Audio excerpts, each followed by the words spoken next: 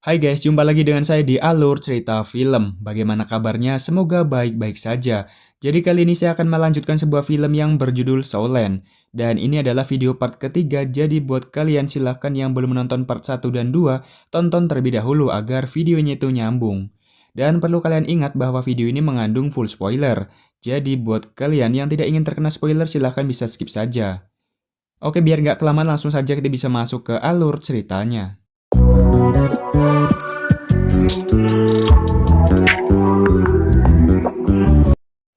Sekembalinya ke akademi, Daimube terlibat cekcok dengan putri klan Cahaya Kibau, yakni Ning Rongrong. Dengan sikap angkuhnya, Ning Rongrong yang selalu memprovokasi dan merendahkan Sri Lanka, hal ini sangat membuat Daimube sangat kesal dan emosi sehingga ia terpaksa menggunakan cara kekerasan tanpa memperdulikan status Ning Rongrong. Beruntung seketika itu juga Tangsan datang dan berhasil menenangkannya. Namun kejadian itu tak membuat Ning Rongrong jera, justru meminta Tangsan menghabisi Daimube dengan imbalan 100.000 koin emas.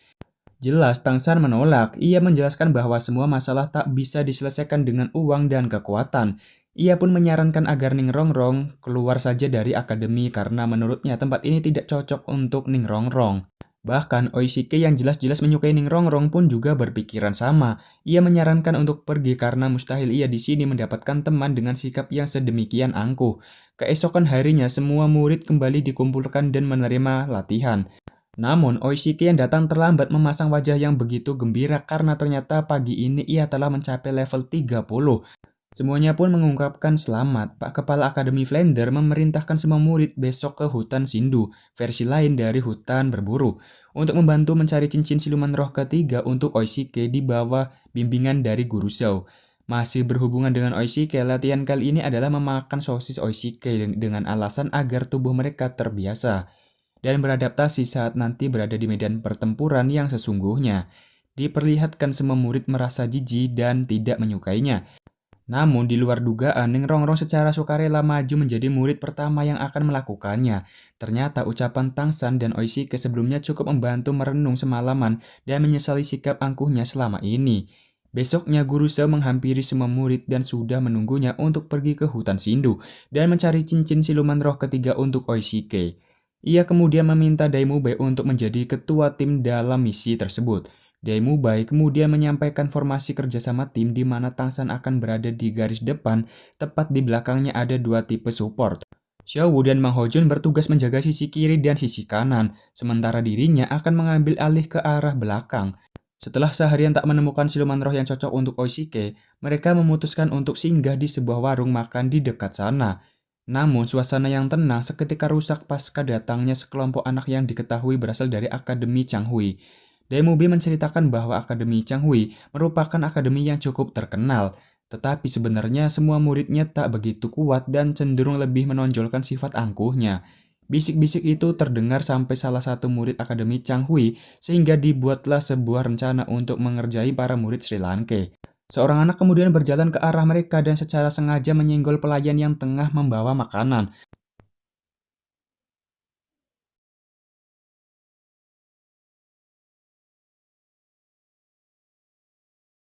Menyaksikan hal itu, semua murid pun dibuat emosi dan menanyakan mereka ini sebenarnya berasal dari akademi mana. Namun, Daimube justru meledeknya mereka dengan mengatakan bahwa mereka tidak berhak untuk mengetahuinya. Jelas, hal itu membuat mereka marah dan serentak maju untuk menyerang. Sementara pihak Daimube cukup Xiaowu saja yang turun tangan dan memberi pelajaran mereka semua.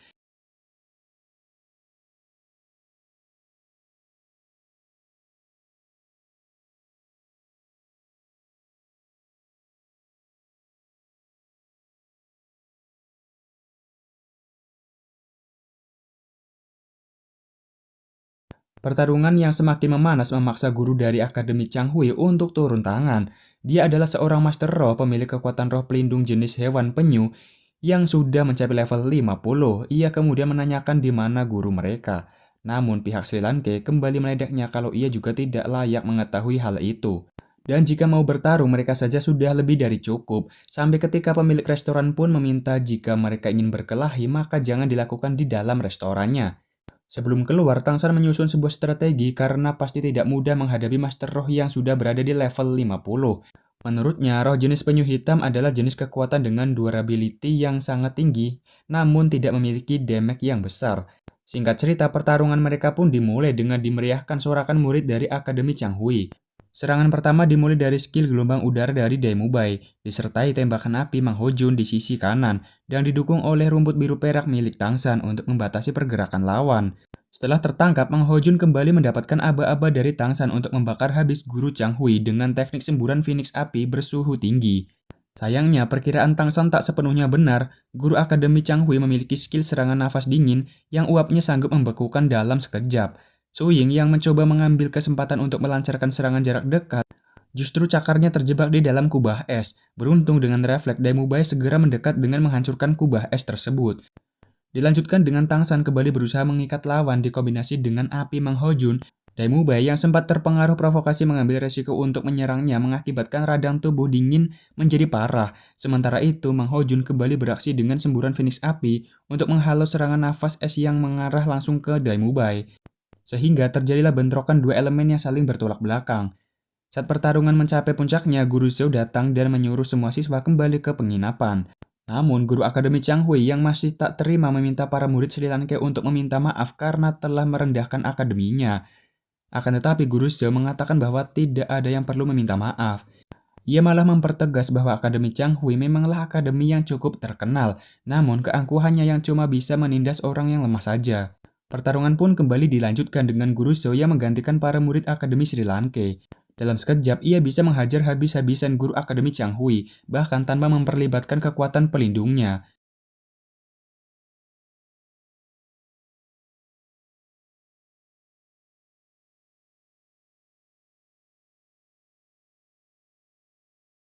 Setelah pertarungan itu, Guru Zhou kembali menemui para muridnya bahwa nanti akan memberikan latihan spesial untuk menghadapi sampah seperti itu. Di pagi harinya, di bawah bimbingan Guru Zhou, para murid Akademi Sri Lanka diajak jauh ke dalam hutan Sindu. Ia menjelaskan bahwa hutan Sindu berbeda dari hutan-hutan yang dipelihara oleh kebanyakan kerajaan, karena hutan ini masih sangat liar dan siluman roh yang masih sangat buas. Ia menyarankan kepada semuanya agar tetap di dekatnya dan tidak mengusik siluman roh tanpa perintahnya jika tidak ingin mati sia-sia, terutama Oishike dan Ningrongrong. Ketika Daimubai memimpin dan membuka jalan, Tangsan menyuruhnya berhati-hati agar tidak membunuh siluman roh muda agar ekosistemnya tetap terjaga. Selain itu, bau darah yang ditinggalkan bisa memicu kedatangan siluman roh yang jauh lebih kuat. Setelah cukup lama mencari, mereka akhirnya merasakan bahwa keberadaan dari seekor siluman roh yang cukup kuat. Su Ying pun diperintahkan untuk memeriksa dan mendapati seekor siluman roh berjenis ular terbang, berusia 1500 tahun yang akan sangat cocok digunakan sebagai cincin roh ketiga Oishike. Lantas mereka pun bekerja sama untuk memburu makhluk tersebut. Berdasarkan analisis Tangsan, siluman ini tak memiliki serangan fisik yang cukup kuat. Ia hanya mengandalkan kecepatan tinggi untuk menangkap mangsa lalu melilitnya. Cara paling efektif untuk membunuhnya adalah dengan menangkapnya menggunakan Phoenix api Mang Hojun. Sementara yang lain bersiap untuk menutup jalan agar siluman tidak melarikan diri. Guru Zhou lalu menyerahkan kepemimpinan tim ke Tangsan karena luasnya pengetahuan mengenai kekuatan dan kelemahan siluman roh. Pertarungan cukup sengit, Su Ying dan Daimubai yang diperkuat dengan skill dari Ningrongrong berhasil menekan siluman roh tersebut. Siluman yang ingin melarikan diri melalui jalur udara pun juga berhasil dicegah oleh Tangsan menggunakan sangkar tumbuhan yang sangat besar.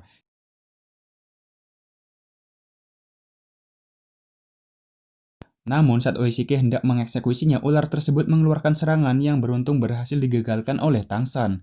Setelah jatuh ke darat, langsung disambut oleh semburan api Mang Hojun, dilanjutkan dengan serangan beruntun dari Guru Zhou yang mampu melumpuhkannya. Guru Zhou lantas menyuruh Oishike untuk mengambil cincin roh, akan tetapi tiba-tiba datang seorang nenek bersama cucunya.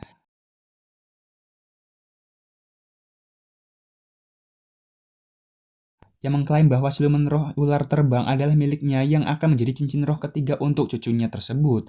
Karena ialah yang pertama kali menemukan dibuktikan dengan serangan tongkat yang ia goreskan di perut siluman tersebut. Menanggapi hal itu, Guru Zhou tidak bertindak gegabah karena nenek itu salah satu senior Master Roh yang bernama Chao Qianxiang. Di dunia persilatan, ia merupakan Master Roh yang sangat disegani bersama pasangannya, yakni bangsawan Naga Mengsu. Mereka menjadi dua maut terkuat yang mampu menandingi Master Roh dengan gelar Daoluo. Walaupun begitu, Guru Zhou masih menolak untuk memberikan siluman roh tersebut. Kemudian Guru Xiao beralasan bahwa walaupun mereka yang menemukannya terlebih dahulu, tetapi para murid Sri Lanka lah yang dapat membunuh siluman itu. Sampai akhirnya diputuskan untuk mengikuti hukum Master Roh untuk menyelesaikan masalah ini. Hukum itu menyatakan bahwa sesama Master Roh harus saling bertarung demi merebutkan siluman roh tersebut. Sehingga Uishike ditantang untuk menghadapi cucunya yang bernama Mengiran, yang sudah mencapai level 30. Namun Guru Xiao menolak mengingat muridnya merupakan Master Roh tipe support. Dengan hal itu tiba-tiba dari belakang Tang San maju dan menyatakan bahwa ia bersedia mewakili Uishike untuk bertarung melawan Giran. Si nenek pun sepakat karena tahu kalau Tang San berada di level yang cukup rendah daripada cucunya dan hanya memiliki roh pelindung rumput biru perak.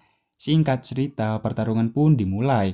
Diremehkan di awal menjadi keuntungan bagi Tang San untuk bisa melancarkan serangan kejutan.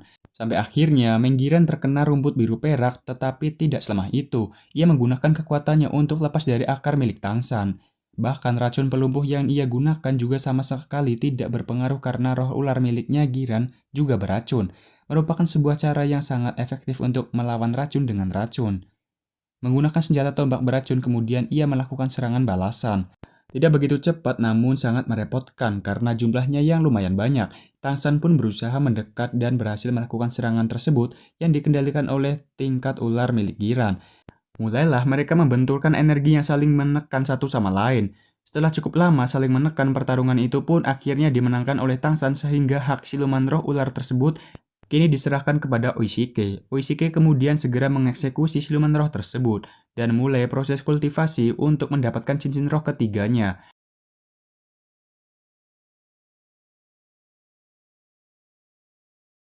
Di sisi lain, Tang San yang kehabisan tenaga pasca pertarungan dengan Giran untuk berkultivasi untuk memulihkan kekuatannya.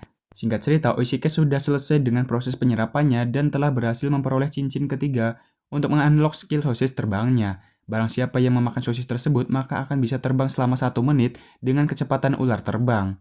Kemudian Guru Xiao memerintahkan mereka untuk pulang ke akademi. Namun Tang San menyela dan bilang kalau kini ia juga sudah berhasil mencapai level 30, sehingga sekarang ia ingin mencari siluman roh untuk dijadikan cincin ketiganya. Mendengar hal itu, Guru Xiao yang terlihat senang lalu setuju mengajak semuanya mencari tempat yang aman untuk beristirahat terlebih dahulu.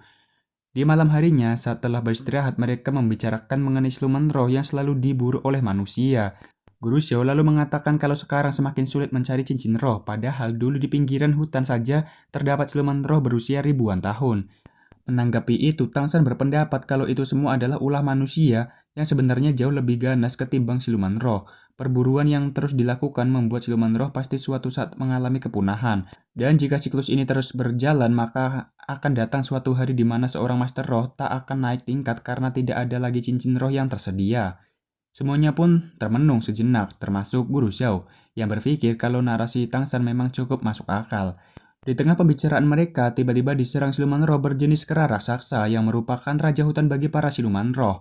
Mereka pun sontak dibuat terkejut karena biasanya siluman roh jenis ini hanya tinggal di hutan terdalam dan jarang keluar. Menurut Tang San, kera raksasa adalah mimpi buruk bagi para master roh, pasalnya kekuatannya yang luar biasa kuat. Membuat seorang master roh bergelar dahulu sekalipun belum tentu bisa menandinginya. Dikatakan siluman ini mampu mengalahkan siluman roh jenis lain yang usianya jauh di atasnya. Tak hanya dari jenis kekuatan, kecepatan, dan pertahanan, namun ia juga memiliki kecerdasan layaknya manusia. Guru Xiao yang sadar batasannya mencoba melakukan negosiasi karena siluman kera raksasa mengerti bahasa manusia. Ia pun berjanji akan segera pergi dan tak mengganggu atau mengusiknya lagi. Tapi ketika menyaksikan kemarahan dari sang raja hutan, Guru Xiao pun memerintahkan semua murid untuk pergi terlebih dahulu, sementara ia memasang kuda-kuda untuk bersiap melancarkan serangan.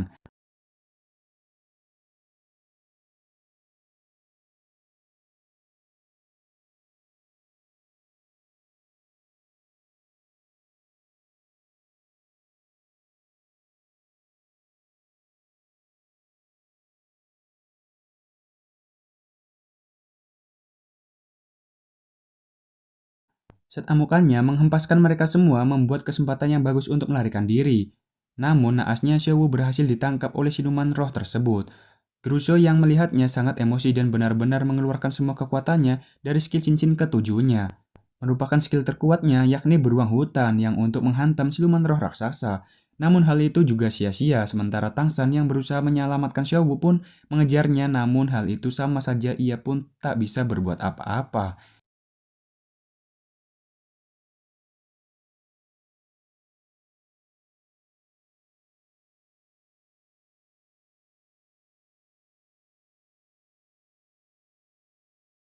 Dengan rasa kecewanya yang amat mendalam, semua pun beristirahat untuk memulihkan tenaga pasca insiden tersebut. Crusoe kemudian meminta maaf karena tidak bisa menjaga Xiaowu.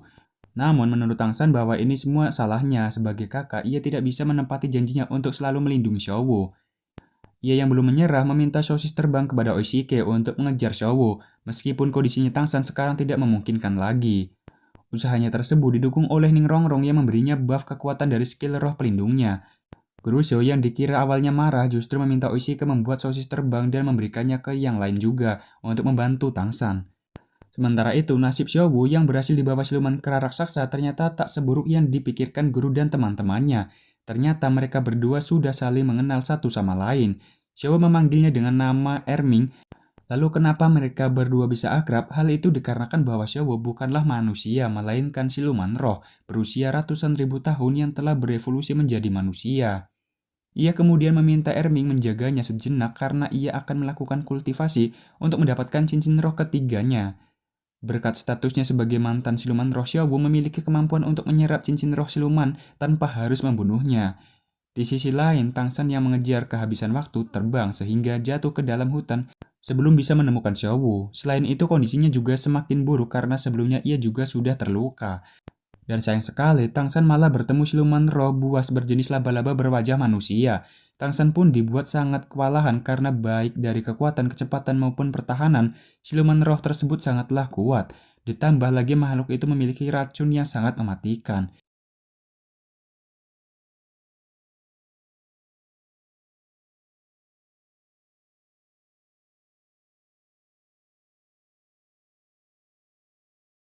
Di pertarungan tersebut, Tangsan teringat perkataan dari Master Xiao bahwa siluman roh laba-laba berwajah manusia merupakan siluman roh yang sangat cocok untuk Tangsan. Namun akan sangat berbahaya mengingat kekuatan serta racun mematikan yang dimilikinya. Singkat cerita, ia akhirnya menemukan titik kelemahan dari siluman tersebut, yaitu terletak pada wajahnya. Ketika Tangsan berhasil menangkapnya dan nyaris melakukan finishing, kepalanya terasa sangat pusing. Dan ingatannya justru kembali ke masa lalunya saat masih berada di Sekte Tang.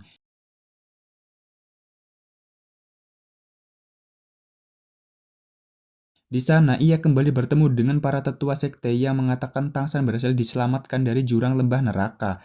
Namun, Tangsan sendiri seperti hilang ingatan dan tidak bisa mengingat masa lalunya di Akademi Sri Lanka. Sampai ia bertemu dengan salah seorang murid sekte dan tiba-tiba pikirannya pun kembali dan ia dapat mengingat semuanya. Ia pun lantas nekat kembali ke kehidupannya di Sri Lanka karena teringat Xiaowu yang harus diselamatkan.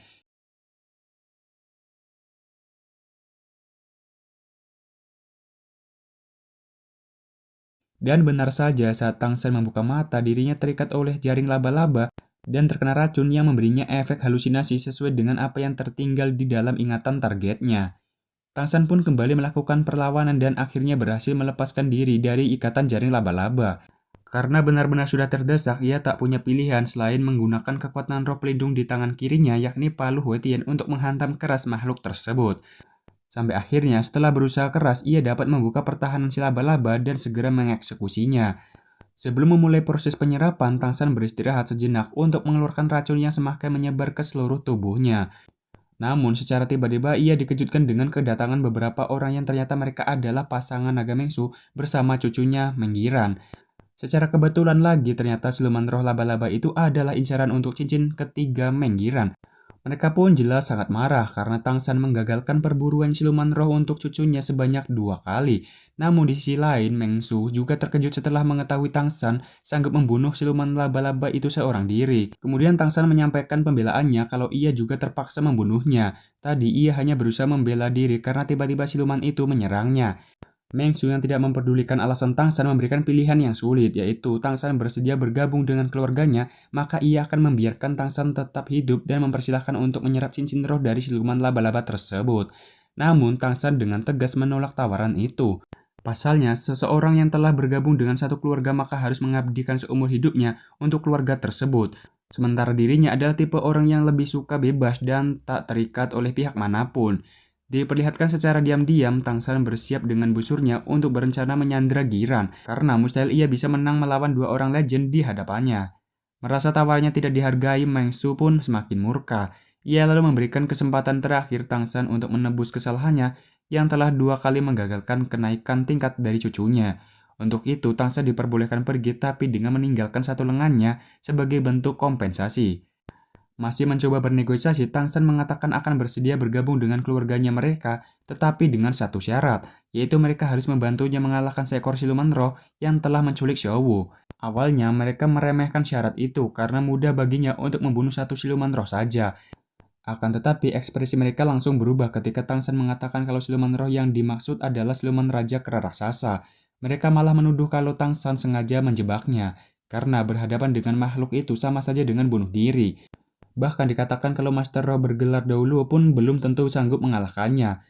Karena keduanya tidak bisa memenuhi syarat yang ia berikan, Tang San pun enggan untuk bergabung dan mempertegas kalau mereka ini ingin silahkan bisa ambil saja sendiri. Saat posisi Tang San benar-benar terdesak, beruntung Guru Shou dan teman-temannya datang tepat waktu untuk menghentikan kakek Meng Su. Guru Shou tahu jelas batasannya yang tak mungkin menang jika dua maut itu sudah bersatu. Ia lantas mencoba bernegosiasi dengan mengajak Meng Su berbicara empat mata. Setelah pembicaraan singkat mereka, seketika ekspresi dari Meng Su berubah lebih hangat. Dari Guru Shou, ia yakin tahu bahwa Tang San adalah murid dari Master Shou, orang cerdas yang menciptakan banyak teori di dunia roh. Oleh karena itu, ia pun kini bersedia melepaskan Tang San, tapi saat akan beranjak pergi, Meng Giran yang masih tidak terima Tang San yang telah mengacaukan kesempatannya naik tingkat menantangnya bertanding dengan taruhan. Jika ia menang maka Tang San dilarang menyerap cincin roh tersebut, tapi jika ia kalah, Tang San bebas melakukannya. Tang San pun menyetujuinya, tapi sebelum mulai Oishike menyela dengan mengatakan bahwa taruhan tersebut kurang adil, karena tidak ada sesuatu milik Meng Giran yang dipertaruhkan. Karena dari itu, ia menambahkan kesepakatan konyol yaitu jika Meng Giran kalah, ia harus memberikan sebuah ciuman. Singkat cerita, karena keduanya sudah sepakat, pertarungan pun segera dimulai. Meng Giran menjelaskan bahwa pertandingannya adalah melempar beberapa pisau untuk mengenai beberapa daun yang berjatuhan. Pemenangnya ditentukan dengan banyaknya jumlah daun yang bisa mereka tangkap. Diperlihatkan Meng Giran yang dengan cepat melemparkan pisau-pisaunya dengan akurat, dengan berhasil menangkap satu daun dan tidak ada yang meleset. Melihat Tang San yang dari tadi tidak bergerak membuat Meng Giran kebingungan, namun Tang San mengatakan kalau ia sudah melakukannya. Hal itu diperjelas oleh Meng Su yang mengatakan bahwa Tang San sudah melakukannya. Dan ia menang telak dari cucunya tersebut. Meng Giran yang tidak percaya kemudian ingin menyaksikannya sendiri dan benar saja. Semua pisau milik Tang San tertancap sempurna dengan daun masing-masing di setiap pisaunya. Saat jauh dari Meng Giran yang satu daun per pisau, bahkan hebatnya Tang San melempar pisau dengan membelakangi pohon, tanpa menggunakan mata dan hanya mengandalkan insting yang ia latih sejak kecil. Kemudian Meng Su mengungkapkan kekagumannya kepada Tang San karena memiliki kemampuan yang ia sendiri belum tentu bisa ia lakukan. Kemudian Tang San menghampiri Meng Giran yang sedih karena kalah dua kali.